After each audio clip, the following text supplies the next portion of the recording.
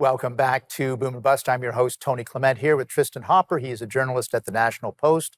Tristin, we were just about to get into, we've discussed kind of the slide in productivity and per capita GDP in Canada. Just to get into some of the causes of the situation, what have you discerned about that? So when you look at when some major bank, TD or Scotiabank, sort of says why is productivity kind of stagnant and has been for quite some time. I guess the general idea is that Canada sort of runs a protected economy. So you look at all our major industries, groceries, airlines, the dairy sector being the most famous. I mean, these are industries that are sort of shielded from outside interference. They're sort of protected. They're propped up by governments. If anything goes wrong, they are bailed out. So we've been doing that for quite some time, to the extent where all our sort of major industries aren't really exposed to international competitiveness. So, the general consensus is that we've just kind of gotten used to kind of running a mediocre economy and not innovating and not sort of adding value. So again, you do that for enough time, and the dairy sector being the most Right. Obvious version of that. So, you get stopped at the border and arrested if you bring in too much cheese because we got to protect domestic dairy producers. So just that is a microcosm.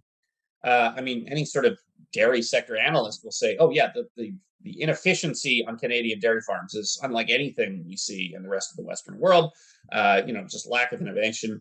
When you sort of shield an industry from any kind of international competition or having to consider innovation, it's just going to kind of do the same thing and chug along. So we've done that in enough sectors of our economy it's sort of killed our productivity. So it's interesting when sort of even just over the last 5 years, economists will sort of look at what if Canada had the productivity growth of the United States, and just over the last 5 years.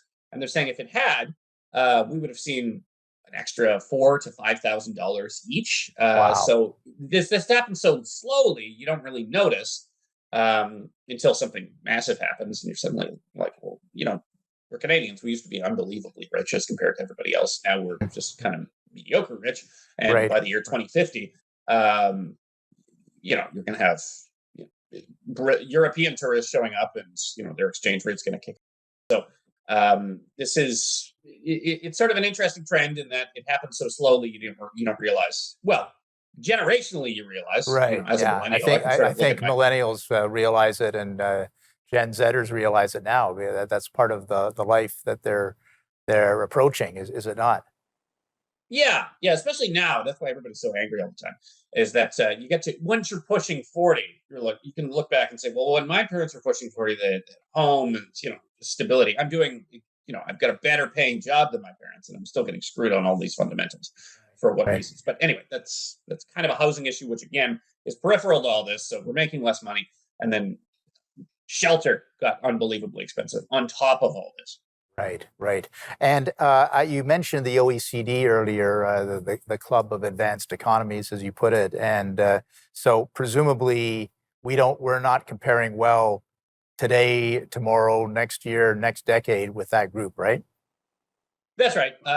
So when you look at just sort of what they're looking at for growth, and again, usually when you look at these, obviously the developing world, it's much easier to sort of take an undeveloped economy and make a bunch of money. So obviously places like Brazil and Argentina, China, Southeast Asia, they're going to do incredibly well over the next 30 years. But even places when you look at productivity, I'm forgetting which stats I pulled up, but I think it was in the 80s, sort of the top countries for per capita GDP productivity were like Scandinavia, the United States, and us.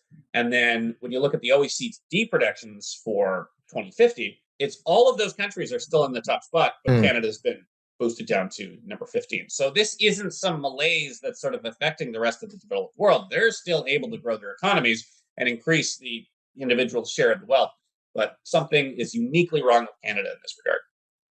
And obviously, I do want to talk probably after the break. At this point, we'll get into it. But basically, some are blaming for this situation. You touched on it in terms of the overregulation, but it does breed a complacency in the private sector. So let's talk a little bit about that, because it's not just what government is doing, but it's what has been wrought in terms of the psyche, if you will, of the Canadian business elite, as it were. We'll be back after these messages, though. Stay tuned, and we'll talk to our guest after the messages.